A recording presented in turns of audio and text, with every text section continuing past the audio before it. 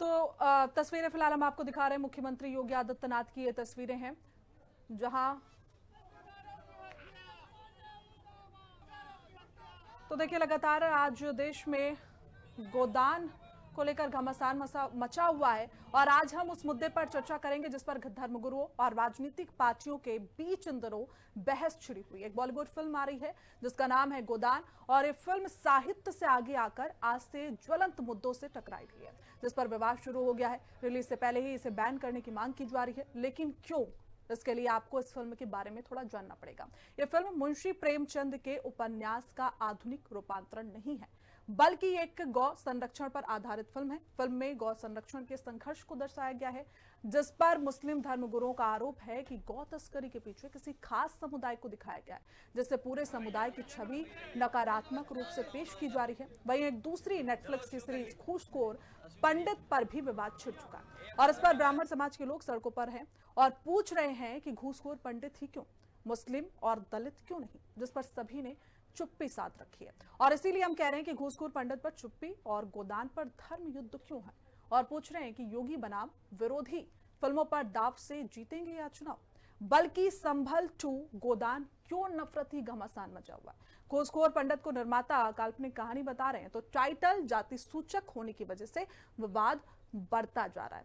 क्या है ये गोदान की कहानी, वो एक बार हम समझा देते हैं। गौ संरक्षण और गौ संस्कृति पर आधारित फिल्म गाय के वैज्ञानिक महत्व पंच गतव्य चिकित्सा पर आधारित 1966 की गौरक्षा आंदोलन का जिक्र इस फिल्म में किया गया है और इसी को लेकर जो बवाल है वो लगातार बढ़ता हुआ नजर आ रहा है। क्या था 1966 गौरक्षक आंदोलन, वो भी हम आपको बताते हैं। 1966 तक ये बड़े आंदोलन में बदल गया था।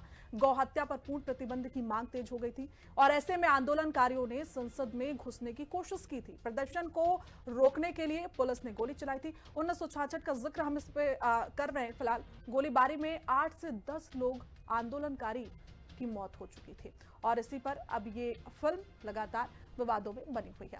अब बात कर लेते हैं घूसखोर पंडित की। मानसिकता का इलाज क्या है, इस तरीके के नाम को लेकर विरोध क्यों हो रहा है, वो हम आपको बताएंगे। शहर शहर हैशटैग गोरक्षनाथ ट्रेंड क्यों कर रहा है। ब्रजेश पाठक फिल्म रिलीज पर रोक लगानी चाहिए ये कह रहे हैं। मायावती कह रही हैं कि जाति सूचक फिल्म पर बैन लगाना चाहिए। निर्माता सफाई दे रहे हैं कि व्यक्तिगत कहानी नहीं है, किसी समुदाय के खिलाफ नहीं है। मुख्य भूमिका यहाँ पर मनोज वाजपेयी निभा रहे हैं जो कि कलाकार हैं और ऐसे में विवाद के बाद अब एक्शन तेज होता हुआ नजर आ रहा है। प्रमोशनल कंटेंट वापस लिया गया है, विवाद के बाद एक्शन हो रहा है। और वहीं लखनऊ के हजरतगंज थाने में इस पूरे मामले के बाद FIR भी दर्ज कर ली गई और हमारा सवाल क्या है वो सुनिए। घूसखोर पंडित पर चुप हैं लोग, गोदान पर बवाल क्यों मचा हुआ है, फिल्म गोदान पर विवाद लगातार क्यों हो रहा है, गोदान से कांग्रेस धर्मगुरु क्यों परेशान है, योगी बनाम विरोधी क्यों यहां पर नजर आ रहा है, फिल्मों पर दाव से क्या चुनाव इस बार का जीतने की कोशिश की जा रही है, कल की संभल 2 गोदान क्यों नफरती घमासान लगातार मचा हुआ है, क्या वेब सीरीज से ब्राह्मणों का अपमान हो रहा है, ये सवाल हम पूछ रहे हैं। और क्या इस फिल्म के माध्यम से इस बार 2027 का जो चुनाव है उस पर दाव खेलने की कोशिश की जा रही है। तो एक बार उसका जिक्र कर लेते हैं। 1966 का जहां गौरक्षा आंदोलन हुआ था और क्या ये आंदोलन है वो एक करके हम थोड़ा सा आपको समझाने की कोशिश करते हैं। जहां 1966 तक ये बड़े आंदोलन में बदल गया था। गौ हत्या पर पूर्ण प्रतिबंध लगाया गया था और इसकी मांग लगातार 1966 में तेज हो गई थी। आंदोलनकारियों ने संसद में घुसने की कोशिश की थी उस वक्त और प्रदर्शन को रोकने के लिए पुलिस ने गोली तक चला दी थी और इस गोलीबारी के दौरान 8 से 10 लोग जो आंदोलन कर रहे थे वो मौत के घाट उतर गए।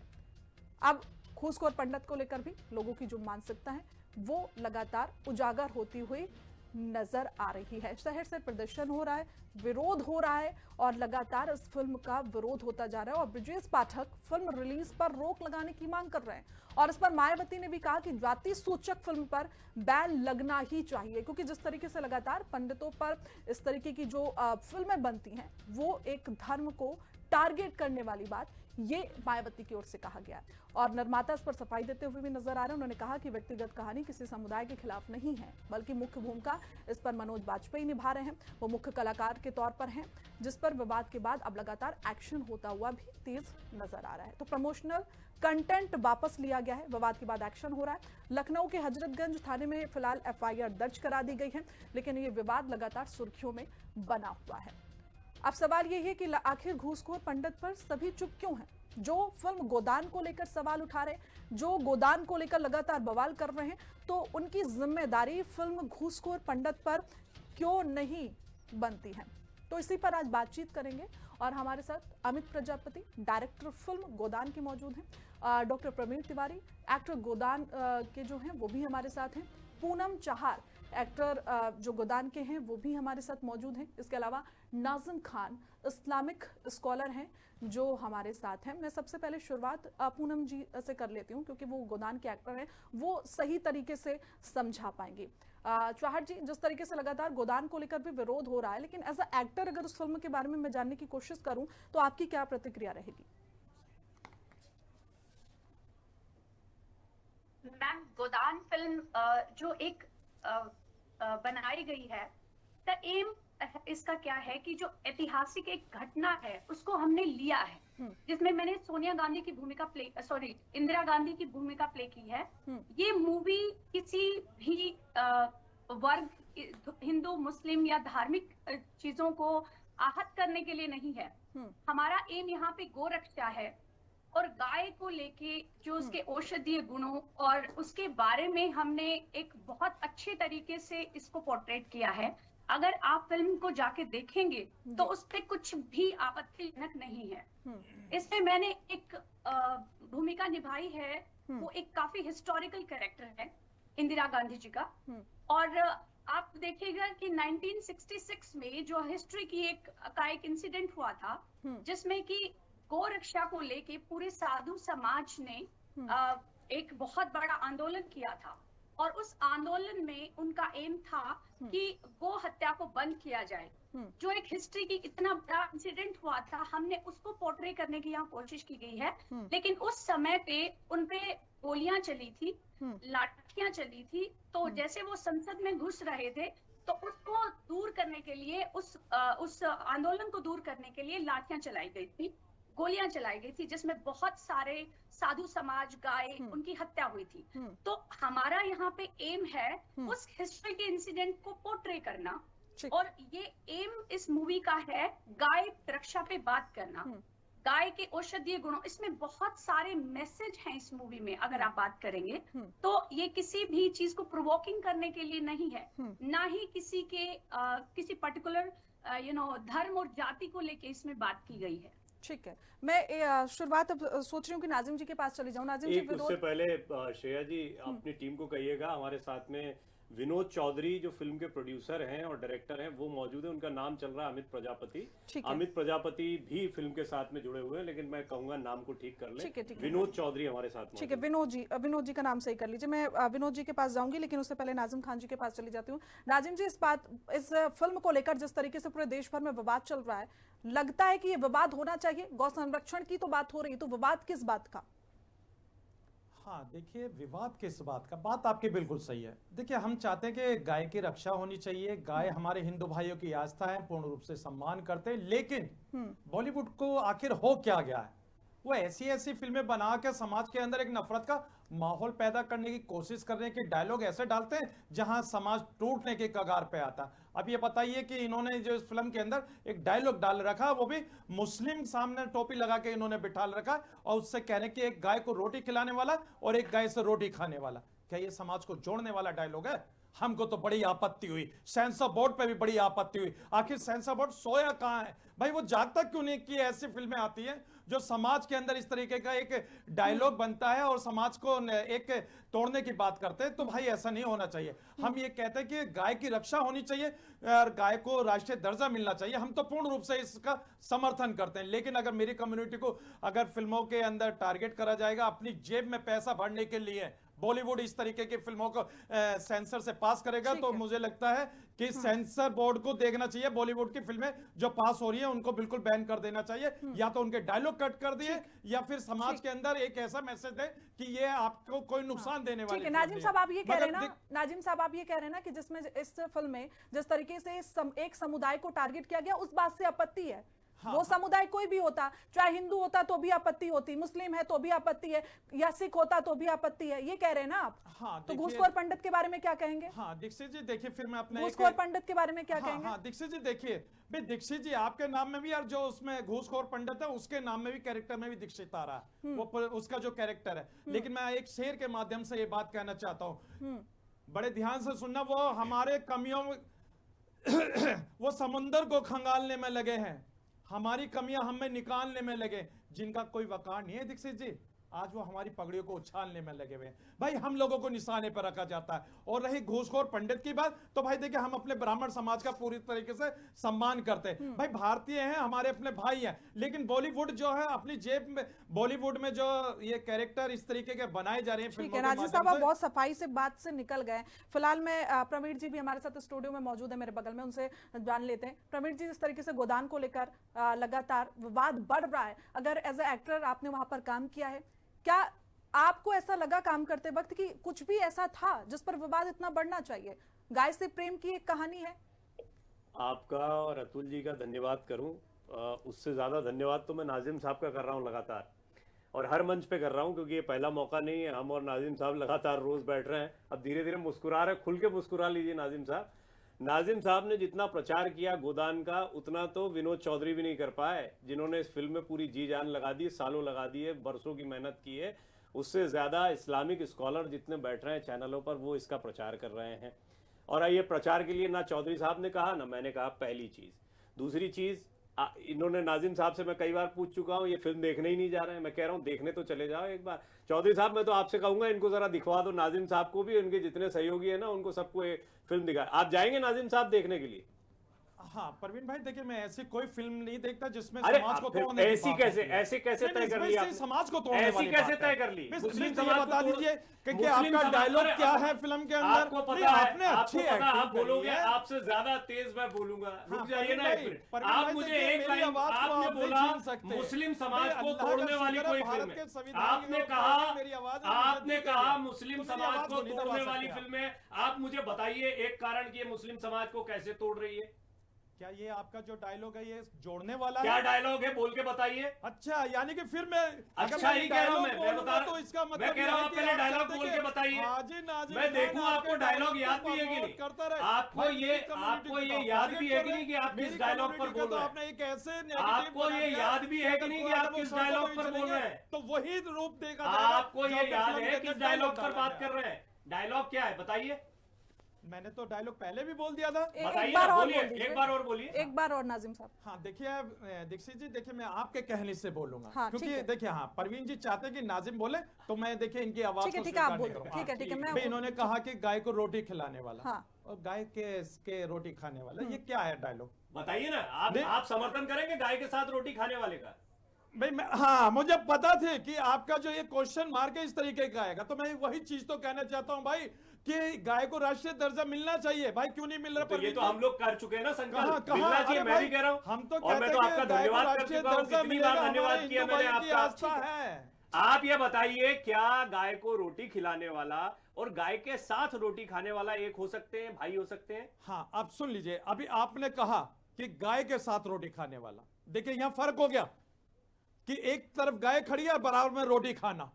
तो बिल्कुल अगर कोई गाय खड़ी हुई है उसके बराबर आपने इसके क्या मायने निकाले? तो बिल्कुल सही है। आपने क्या मायने निकाले? आप कह रहे हैं ये तो बांटने वाला है। हमने कहा हम तो अपनी बात को उलट कर रहे हैं। नहीं, उलट नहीं कर रहा हूं, उलट नहीं कर रहा हूं। देखिए अभी आपका जो था उसी को मैं बता रहा हूं कि किस तरीके से आप लोग भ्रमित करते हैं डायलॉग के भी फिल्मों के माध्यम से। आपको एक मैं आपको अभी रजवी साहब का बयान याद दिला देती हूँ। अभी उन्होंने कुछ दिन पहले ये बयान दिया था कि गाय को राष्ट्रीय पशु घोषित करना चाहिए, और उन्होंने अपील की थी मुस्लिम लोगों से कि इस्लाम में ये बिल्कुल वर्जित है, इस तरीके से नहीं करना चाहिए। उन्होंने माना कि गाय का जो मांस है वो खाते हैं, इस्लामिक नहीं करना चाहिए, गाय के दूध में शिफा होता है वो पीना चाहिए। वो खुद कह रहे हैं, आपके धर्मगुरु कह रहे हैं साहब। फिलहाल ठीक है, आप उस बात पे नहीं आएंगे। मैं प्रवीण जी, देखिए मेरा सिंपल सा ये कहना है, बड़ी मेहनत से, क्योंकि विनोद चौधरी जी को मैं, नाजिम साहब, आप उनकी मेहनत का, उनकी रिसर्च का, उनके इमोशंस का, विनोद चौधरी को आप लोग फिल्म डायरेक्टर प्रोड्यूसर के तौर पर देख रहे हैं, लेकिन विनोद जी जो हैं वो गौ सेवा में किस तरीके से लगे हैं, इसके लिए जाइए आप मेरठ में जाइए, कई अन्य गौशालाओं में जाइए जहां पर लगातार वो पूरे जीवन से सक्रिय है। उस व्यक्ति के इमोशंस को समझिए जिनने हमको सिखाया कि किस तरीके से गौ सेवा आपके जीवन को परिवर्तित कर सकती है। इस फिल्म का ओवरऑल श्रेया, इस पूरी फिल्म का मैसेज सिर्फ ये है कि हमें गौ सेवा किस तरीके से करनी चाहिए, पता है कि गौ रक्षा के लिए हमें क्या करना। की अगर सेवा करते में भी डर रहा है, आपको पता है कौन गौ सेवा में डर रहा है? समाज अगर गौ को अगर अपने घर में पालता है तो वो डरता है भाई। कौन बांटने वाली बात करता है? आपको पता है अखलाक की लीचिंग हो गई थी, आपको पता है अखलाक की लीचिंग हो गई थी। मैं वही कहना चाहता हूँ भाई, देखिए गाय हमारे हिंदू भाइयों की आस्था है, हम दिल से सम्मान करते हैं। और रही बात ये, देखिए बस मुझे 10 सेकंड और दीजिए। देखिए मैं ये कहता हूँ, देखिए मैं संविधान की कसम खा के ये कहता हूँ कि भाई देखिए गाय हमारे हिंदू भाइयों की आस्था है और हम लोग गाय का दूध पीते हैं और गाय का दूध मुफीद है। तो देखिए भारतीय मुस्लिम होने के नाते मैं भारत सरकार से अपील करूंगा आपके चैनल के माध्यम से कि गाय को राष्ट्रीय दर्जा दे दीजिए। ये तो हो मेरे राष्ट्रीय दर्जे से किसको इनकार है? हम तो चाहते हैं, विनोद चौधरी भी तो कह रहे थे, कल हमने इस पर कितनी लंबी बहस की। और नाजिम साहब हम तो स्वागत करते हैं, कम से कम आप देखिए, आप गोदान का श्रेया ये देखिए कितना बड़ा रिएक्शन है, या एक कितनी बड़ी कामयाबी है कि हाजी नाजिम आज गाय को राष्ट्रमाता घोषित करने की बात कह रहे हैं। ठीक है, मैं विनोद जी के पास चले जाती हूं। विनोद जी कुछ कहने की कोशिश करें। विनोद जी अनम्यूट कर लीजिए सर, आपकी आवाज नहीं आ रही।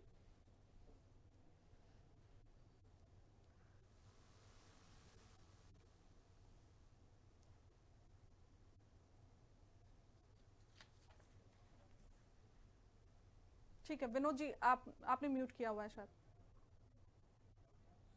ठीक है, मैं वापस जाऊंगी विनोद जी के पास। प्रवीण जी, जिस तरीके से विरोध लगातार चल रहा है, मैं फिल्म जानने की कोशिश करूंगी क्योंकि आपने उसमें काम किया हुआ है, तो वहां पर इस तरीके का कुछ, आप जब वहां पर काम कर रहे थे, एक्टिंग कर रहे थे, उस दौरान आपको कभी लगा कि ये फिल्म इतनी विवादों में बढ़ जाएगी और इस तरीके की मानसिकता जो लोगों में अब बन रही है वो नजर आएगी? बिल्कुल नहीं, ना विवाद करना, ना इसका विरोध हो, ऐसा कोई मकसद किसी का भी नहीं रहा। फिल्म के प्रोड्यूसर्स, डायरेक्टर्स, किसी ने या कास्ट ने, हम लोग कलाकारों ने कभी ये थोड़ी सोच के फिल्म बनाई है कि इस पर विवाद हो जाए।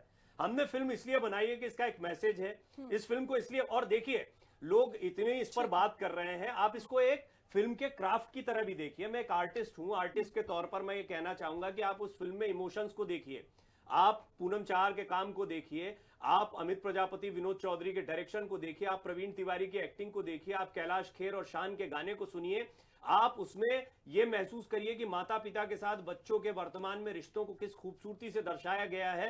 आप इस चीज का अनुभव करिए कि गाय कैसे हमारे जीवन का अभिन्न हिस्सा हुआ करती थी, कैसे गाय हमारे परिवार का हिस्सा हुआ करती थी, कैसे गाय हमारे परिवार की सबसे महत्वपूर्ण सदस्य हुआ करती थी। उस दौर को वापस लाया जाए, गौ माता को बचा लो देशवासियों के संदेश के साथ ये फिल्म बनाई है। अब इस पर विवाद कर रहे हैं हाजी नाजिम खान साहब, अन्य इस्लामिक स्कॉलर, इस पर मैं क्या कर सकता हूं, या फिल्म का स्टार कास्ट क्या कर सकता है? दीक्षित जी, मैं वापस आ रही हूँ। विनोद जी कुछ कहना चाह रहे थे, उनकी आवाज नहीं आ रही थी। विनोद जी, मैं दीक्षित जी, मैं ये कहना चाहता हूँ कि नाजिम जी को ये पिक्चर अवश्य देखनी चाहिए। इसमें एक मुस्लिम परिवार अपने 20 बच्चों को लेकर गौमूत्र से अपनी चिकित्सा कराने जाता है, कम से कम जाके देखे तो सही।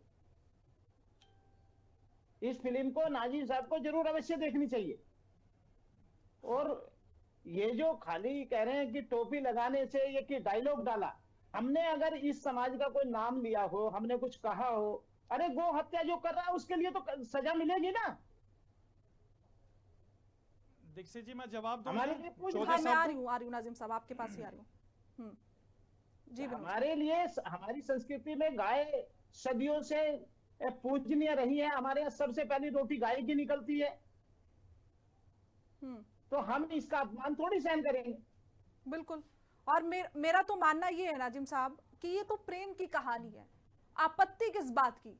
और अगर आपत्ति होती तो हर समुदाय के लिए होनी चाहिए ना। हाँ, किसी एक समुदाय का हमेशा बस अपनी ही बात करना सही होता है क्या? हाँ दीक्षित जी, जो बात मैं नहीं कहना चाहता था, देखिए विनोद साहब ने वो बात कह दी। मैं वही चीज तो दिखाना चाहता था कि एक नैरेटिव के तौर पे इस तरीके से फिल्में बनती हैं। अब बताइए, इन्होंने बताया कि मुस्लिम परिवार को किस तरीके से वो गौमूत्र से अपना इलाज करवाता। भाई मुस्लिम समाज तो कभी नहीं कराता। भाई हम तो सिर्फ और सिर्फ अपने भारत की जो दवाइयां मेडिसिन बनती है उनसे, गौमूत्र से जिसको इलाज कराना वो कराए, हमें कोई आपत्ति नहीं है। नाजिम साहब तो हर पंडित घूस लेता है क्या?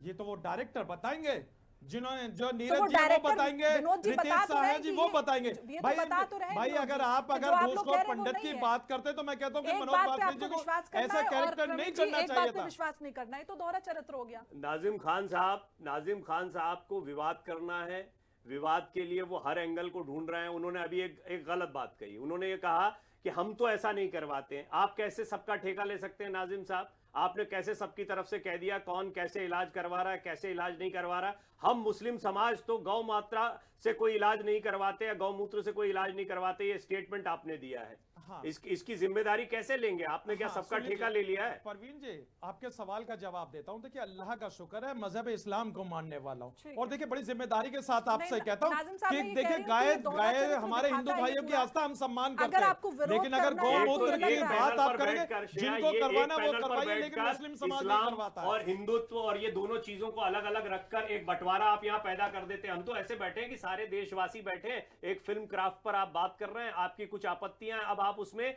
इस्लाम को लेकर तमाम बातें बोल बोल कर एक मसाला छिड़कने का प्रयास करते हैं नाजिम साहब, जबकि हम सब जानते हैं कि इस पूरे मामले में आपको सबसे पहले कायदे से पूरी फिल्म को देखना चाहिए, जिसके लिए अभी विनोद चौधरी जी ने आपको कहा। साहब एक बार आप फिल्म देख लीजिए, उसके बाद फिर से एक बार इस पर चर्चा करेंगे, क्योंकि प्रवीण जी हो या विनोद जी हो, पूनम जी हो, सभी ने फिल्म के बारे में बताया। और एक बार अगर आप इस फिल्म को देखेंगे तो जितनी भी जो भ्रांतियां फैल रही है ना समाज में, वो दूर हो जाएंगी। और आपकी भी जिम्मेदारी बनती है कि आप अगर नेशनल चैनल पर बैठकर कुछ बोलते हैं ना, तो आपको कितने लोग सुन रहे हैं, और यही बातें सुनकर विरोध बढ़ता है। इस पर ध्यान दीजिए फिलहाल। और आपत्ति रहेगी ऐसे डालो की इजाजत देता, आप सब हमारे साथ जुड़े, बातचीत की उसके लिए बहुत बहुत शुक्रिया।